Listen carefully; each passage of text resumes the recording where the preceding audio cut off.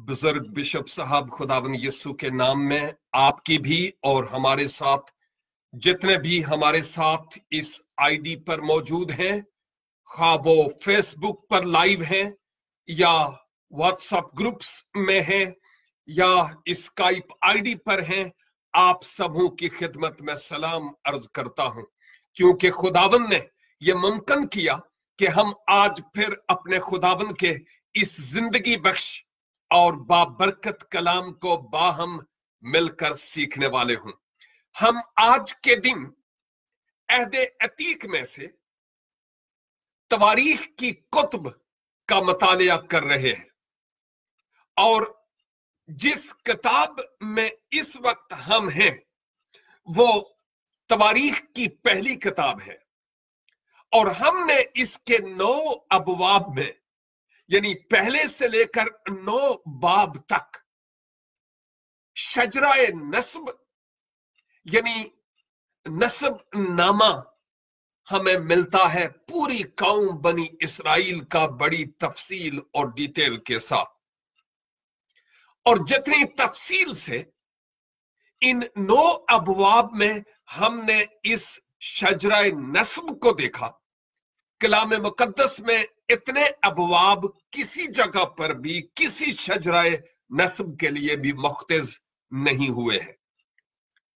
और आज हम 10 बाब का आगाज करते हैं और ये 10 बाब वो है जहां हम इसराइल के पहले बादशाह यानी साउल की मौत और ना सिर्फ उसकी बल्कि उसके बेटों की मौत से मुताल्लिक भी देखते हैं।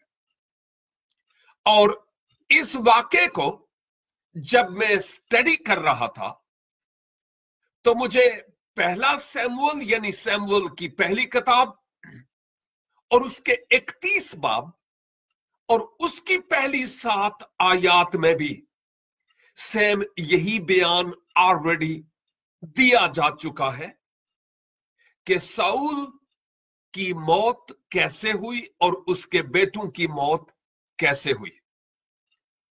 और फिर हम बात करेंगे कि कैसे दूसरा सैमुअल यानी सैमुअल की दूसरी किताब के पहले बाब में ही यह सिलसिला कंटिन्यू रहता है और एक अमालीकी शख्स दाऊद के पास आता और साउल की मौत की खबर सुनाता है। बात करेंगे इस मौजू पर।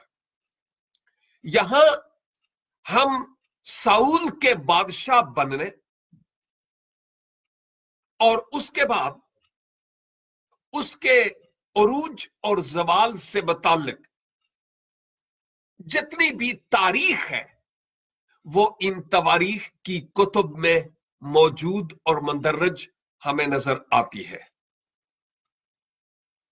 लेकिन जब मैं तवारीख की कुतुब कहता हूं तो मैं सैमुअल की किताब जो पहली किताब और दूसरी किताब है उसका जिक्र करता हूं। यानी पहले सैमुअल में बहुत डिटेल से और दूसरे सैमुअल में भी साउल से मुताल्लिक और उसके उरूज और जवाल और उसके बादशाह बनने इवन मौत तक और उसकी कमियों और खताओं और गुनाहों का बड़ी तफसील से जिक्र देखते हैं। लेकिन यहां इस 10 बाब में यानी तवारीख की पहली किताब और इसके 10 बाब में सिर्फ एक ही बाब यानी यही बाब मुख्तज किया गया है और वो भी इसलिए नहीं कि साउल ने कोई बड़े मार के मारे थे और कोई बड़े बड़े काम किए थे और खुदा उसके कामों को सराहता है, इसलिए नहीं। और इससे मुझे एक और हकीकत अहदे जदीद की नजर आती है कि खुदा ऐसे ही किसी भी शख्स के मेरे कामों को हिसाब में नहीं लाता। अगर यीशु मसीह की कुफारा बख्श मौत को कबूल ना किया जाए तो भले जितने भले और चंगे काम करते रहें, बात नहीं बनेगी।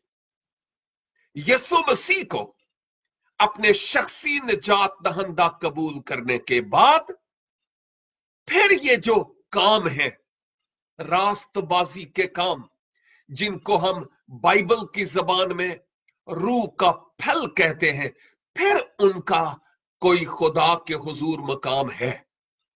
लेकिन अगर यीशु पर ईमान ना लाया जाए, लेकिन नेक आमाल फलाही कामों के जरिया से कुर्बे इलाही के हुसूल की कोशिश की जाए, तो बात ऐसे नहीं बनती।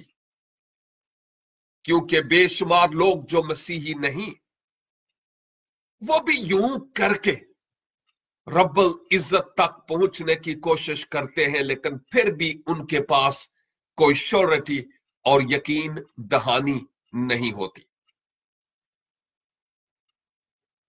चुनाचे जब हम तवारीख की इस पहली किताब के इस 10वें बाब में ही साउल और उसकी मौत और उसके बेटों से मुताल्लिक देखते हैं, तो इसके बाद का जितना भी मवाद यानी मटीरियल खुदावन के पाक कलाम में है, खा वो तवारीख की पहली किताब है या दूसरी, इसमें बुजुर्ग दाऊद और उसके चुने जाने और उसके राज और बादशाह बनने से मुताल्लिक तफासील हम देखेंगे। बादशाहियां और इन बादशाहियों के अरूजो जवाल खुदावन के हाथ में है। कलाम के मुताबिक बादशाहियां खुदा की मर्जी से कायम होती और मुंतखब होती है, और हम इस हकीकत को जानते हैं कि वही है जो शाह को गदागर बना सकता है, बशर्ते कि वो शाह यानी बादशाह अगर खुदा को प्यार ना करे तो। अगर वो प्यार करता रहे, फर्मा बरदार रहे, तो खुदा उसके राज को बरकरार रखता है। लेकिन साउल की तरह जब नाफरमानी उसके जीवन में आ जाए, तो खुदा उसको तख्त से माजूल कर देता है, और यूं गोया वो गदागर बन जाता है। लूका की इंजील में आप उस अमीर आदमी और गरीब लाजर की दास्तान भी देख सकते हैं। लेकिन दूसरी तरफ खुदा के अजीब काम है कि वो गदागरों को बादशाह बना देता है। कलाम में आया है कि उसने हम कंगालू को घूरे से निकालकर अपने साथ तख्त पर बैठाया है। हालेलुया। हम सारा जलाल खुदावन अपने खुदा को देते हैं। तो इस वक्त मैं चाहूंगा कि इस 10 बाब की पहली 7 आयात आपकी खिदमत में तलावत की जाए, क्योंकि इन्हीं आयात पर आपके साथ मिलकर मैं सीखूंगा। कलाम में मुकद्दस में लिखा है, और फिलिस्ती इस्राएल से लड़े और इस्राएल के लोग फिलिस्तियों के आगे से भागे और कोहिस्तान जलबुआ में कत्ल होकर गिरे। और फिलिस्तियों ने साउल का और उसके बेटों का खूब पीछा किया, और फिलिस्तियों ने यूनतन और अबीनदाब और मलकीशु को, जो साउल के बेटे थे, कत्ल किया। और साउल पर जंग 2 बर हो गई, और तीर अंदाजों ने उसे जा लिया, और वो तीर अंदाजों के सबब से परेशान था। तब साउल ने अपने सलाह बरदार से कहा, अपनी तलवार खींच और उससे मुझे छेद दे, ता ना हो कि ये नामख्तून आकर मेरी बेहुरमती करे। पर उसके सलाह बरदार ने ना माना, क्योंकि वह बहुत डर गया। तब साउल ने अपनी तलवार ली और उस पर गिरा। जब उसके सलाह बरदार ने देखा कि साउल मर गया, तो वो भी तलवार पर गिरा और मर गया। बस साउल मर गया और उसके तीनों बेटे भी और उसका सारा खानदान यक लख्त मर मिटा। जब सब इस्राएली लोगों ने जो वादी में थे देखा कि लोग भाग निकले और साउल और उसके बेटे मर गए, तो वो अपने शहरों को छोड़कर भाग गए और फिलिस्ती आकर उनमें बसे। ये जो 7 आयात आपकी खिदमत में तलावत की गई है, हमारे आज के इस मौजू को कवर करती हुई हमें नजर आती है।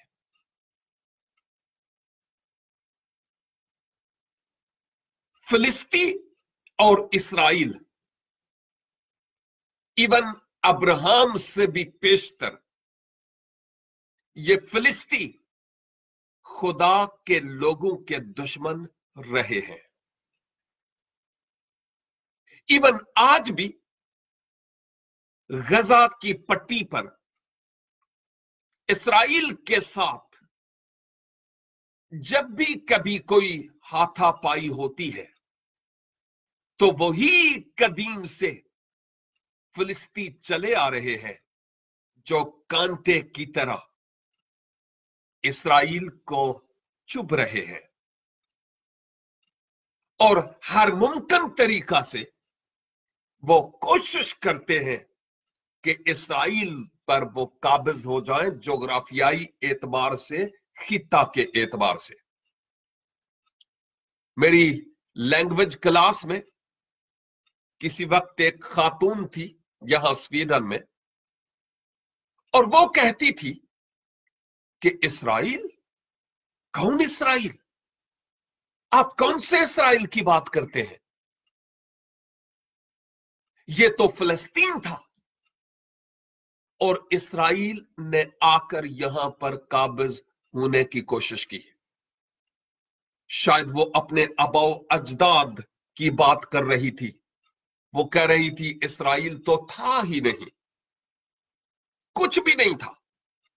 गोया वो नहीं जानती थी कि खुदा ने इस मुल्क के अपने लोगों के देने का वादा बुजुर्ग अब्राहम से किया हुआ था।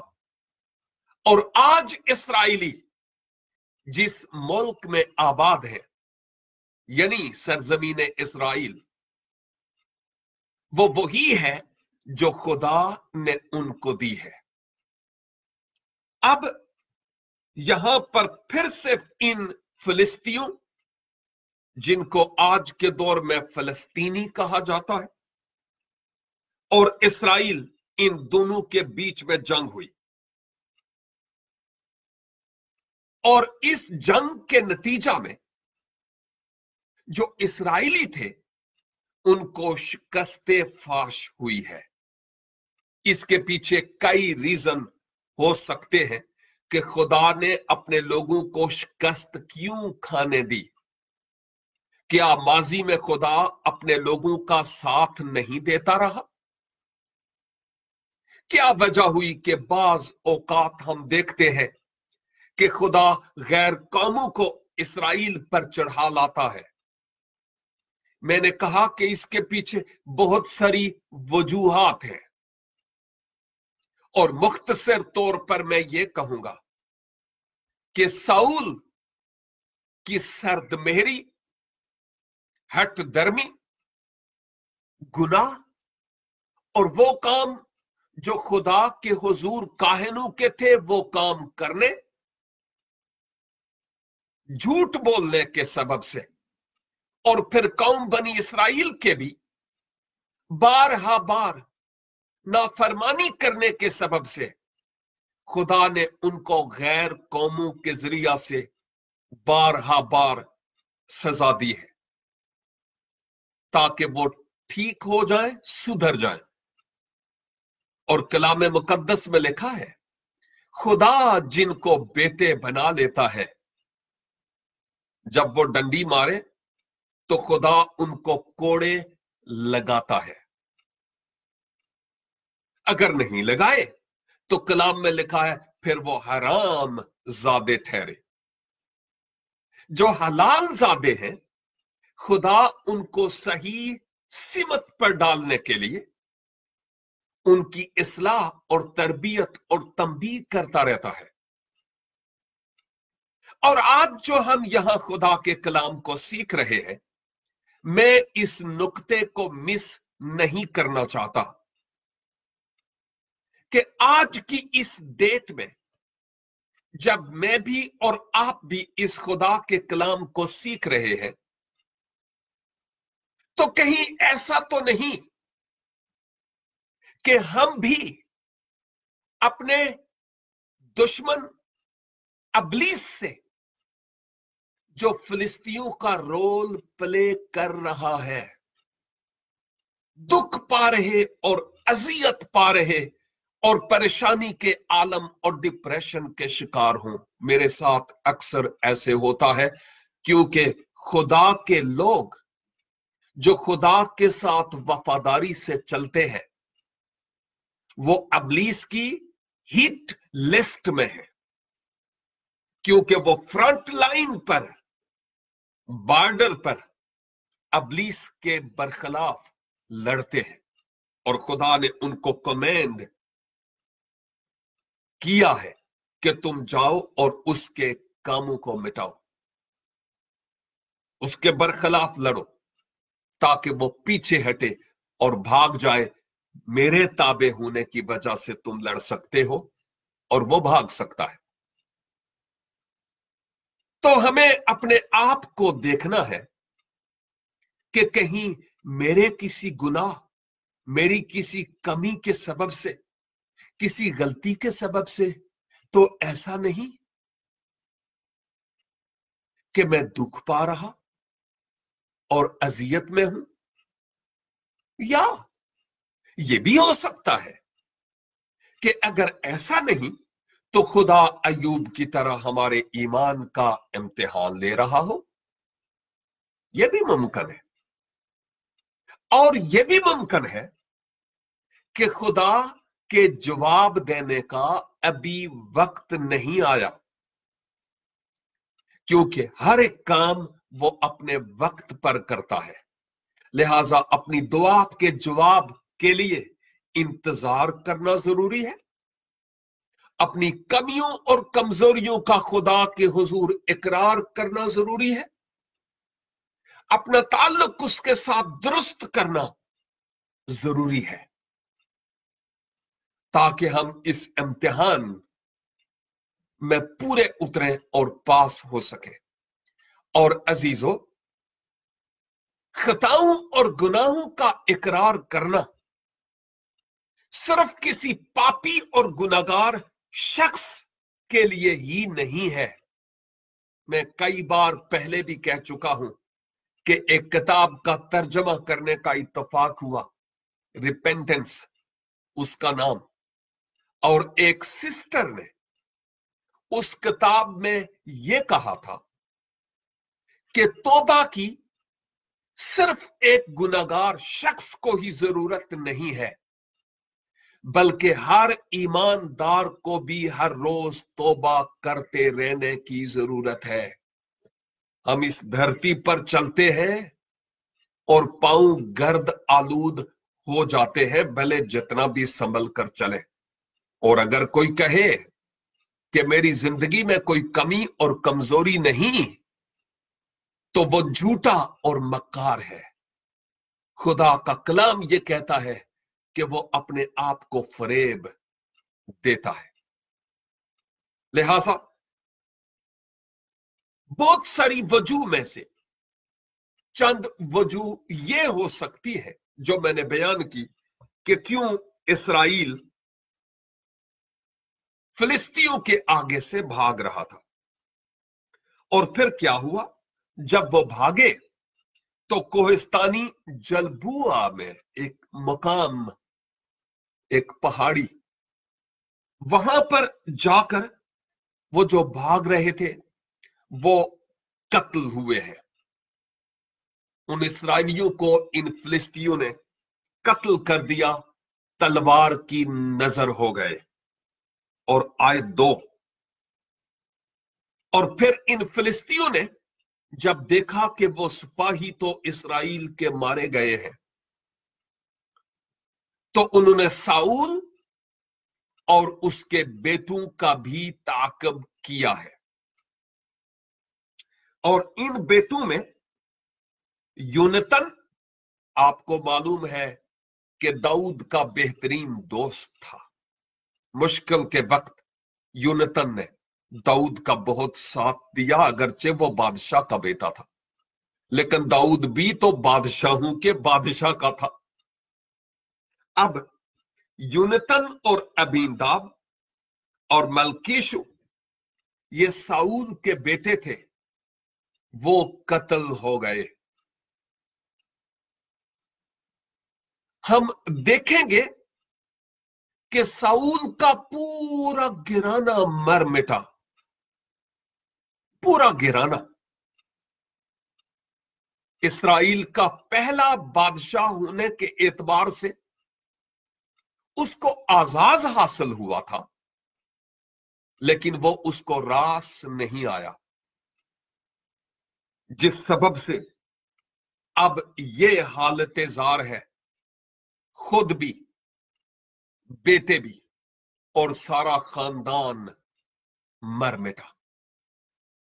और फिर साउल को ये जंग बड़ी भारी पड़ी, इंतहाई नाला और परेशान हो गया। जो फिलिस्ती तीर अंदाज थे, उन्होंने साउल पर भी तीर फेंके। वो इंतहाई जख्मी हालत में था और इंतहाई परेशान और नाला था।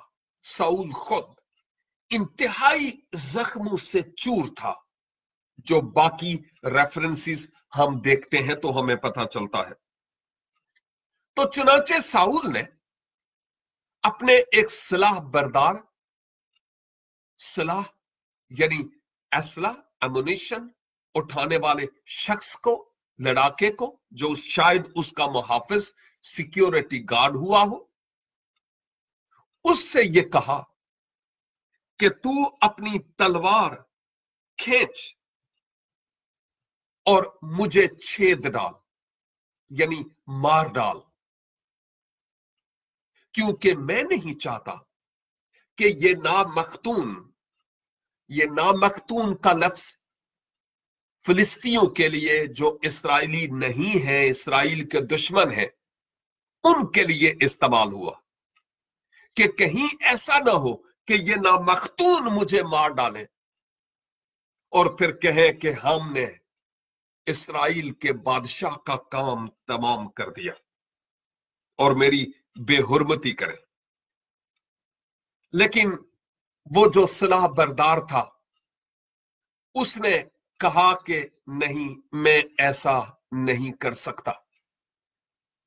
इसका मतलब यह हुआ कि वो सलाह बरदार जानता था कि ये मेरा एक लिहाज से मालिक है, बादशाह है, ममसू है खुदा का। मैं इस पर हाथ उठाऊं? नो एंड नेवर, मैं ऐसा नहीं करूंगा। और फिर लिखा है कि साउल ने खुद अपनी तलवार किसी तरह से ली, खुद उस तलवार के ऊपर गिरा और मर गया। और जब उसके सलाह बरदार ने देखा कि बादशाह तो मर गया, फिर खुद भी उसने तलवार से अपने आप को छेदा। साउल भी मर गया, सलाह बरदार भी मर गया, और मलकीशू और अबीदाब और यूनतन भी मर गए। इवन सारा गिराना मर मिटा। खुदकशी गुनाह है, खुदकुशी गुनाह है। ये जान, ये बदन खुदा की तरफ से अमानत है। इस जान को हम खुद ले नहीं सकते, इवन किसी को भी ये इख्तियार नहीं है। बेशुमार ममालिक में सजाए मौत का कंसेप्ट नहीं है। उम्र कैद जरूर है, लेकिन सजाए मौत का कंसेप्ट नहीं है। यह सिर्फ उन ममालिक में है जहां पर जाबिर हुक्मरान है या मसीही दीन के मानने वाले लोग नहीं है। वहां पर ऐसा होता हुआ नजर आता है। ताहम साउल भी मर गया, तीनों बेटे भी मर गए, सारा खानदान यक लख्त मर मिटा। और जो इस्राएली लोग थे वो अभी वादी में थे और देखा कि लोग भाग निकले और साउल उसके बेटे भी और साउल भी मर गया, तो वो अपने शहरों को छोड़कर भाग गए और फिलिस्ती आकर उनमें बसने लगे। तो आप देख रहे हैं कि किस तरह से इस्राएली पस्त हिम्मत हो गए कि बादशाह और उसका सारा खानदान मर गया, और वो अपने अपने डेरों से निकले, अपने इलाकों से निकले और अपने शहरों को छोड़कर भागे, और उनकी जगह आकर ये जो फिलिस्ती हैं ये आबाद हुए हैं। आज जो इसराइल के साथ पड़ोसी के तौर पर आबाद हैं, ये वही लोग हैं। इन आयात के मुताबिक हम इस हकीकत को देखते हैं कि मुकद्दस मरकस की मार्फत लिखी गई इंजील और उसके 14 बाब और उसकी 27 आयत के मुताबिक, 14 की 27 के मुताबिक मैं एक बहुत बड़ी हकीकत देखता हूं। यहां पर लिखा है, और यीशु ने उनसे कहा, तुम सब ठोकर खाओगे, क्योंकि लिखा है कि मैं चरवाहे को मारूंगा और भेड़ें परागंदा हो जाएंगी, मगर मैं अपने जी उठने के बाद तुमसे पहले गलील को जाऊंगा। तो यहां पर यीशु ने भी अपने शागिर्दों को बावर करवाया कि मुझे पता है कि जब चरवाहा जान दे देगा तो तुम तितर बितर हो जाओगे। और वैसे ही हुआ। जब मसीह सलीब पर था तो ये तितर बितर हो गए। हमने लास्ट ट्यूसडे को देखा था कि कैसे दो सीक्रेट बिलीवर्स आए और उन्होंने यीशु की लाश पिलातुस से मांगकर दफन की। और इस हवाले के इख्तिताम पर भी, यानी तवारीख की पहली किताब के 10वें बाब की 7वीं आयत के मुताबिक, अब बादशाह मर गया इसराइल का, तो इसराइली भी भाग गए और दूसरे आकर वहां पर काबज हुए हैं। अब वो क्यों काबज हुए, उसके पीछे क्या क्या वजूह थी, इस पर हम आइंदा जो जो आगे बढ़ेंगे बात करते चले जाएंगे। फिर बादशाह कौन बना, इस्राएल का क्या बना। ये ऐसी बातें हैं कि जो जो हम आगे बढ़ेंगे अपने ईमान की मजबूती के लिए इन बातों को देखते चले जाएंगे। लेकिन आज अगर हम अपने आप को इस्राएल की तरह शिकस्त खोरदा पा रहे हैं, कहीं लगता है कि मैदान मारा जा रहा है और मैं पीछे हूं, तो अजीजों, आज खुदावन के हुजूर अपनी खताओं, कमजोरियों का इकरार करने की और मुआफी तलब करने की जरूरत है। जरूरी नहीं कि इस व्हाट्सएप के पैगाम के सुनने के बाद या इस फेसबुक पर या स्काइप आईडी पर इस टीचिंग के सुनने के बाद जज्बाती तौर पर हम करें। बाद में सीरियसली खुदा के साथ संजीदा हो जाए अपना ताल्लुक उसके साथ उस्तवार करें, ताकि खुदा हमें बहाल करे, बरकत दे। दुनिया की तरफ नहीं देखना, दुनिया कभी किसी को मुआफ नहीं करती। रब मुआफ कर दे तो दुनिया न करे, नो प्रॉब्लम, लेकिन खुदा के साथ हमारा ताल्लुक दुरुस्त और उस्तवार होना बहुत जरूरी है। खुदावन आज की इस बाइबल स्टडी के वसीला से मुझे और आपको बड़ी बरकत दे और कलाम मुकद्दस की इन सदाकतों को हमें दिलों में रखने का गहरा एहसास और फजल बख्शे। आपकी तवज्जो का बहुत बहुत शुक्रिया। God bless you.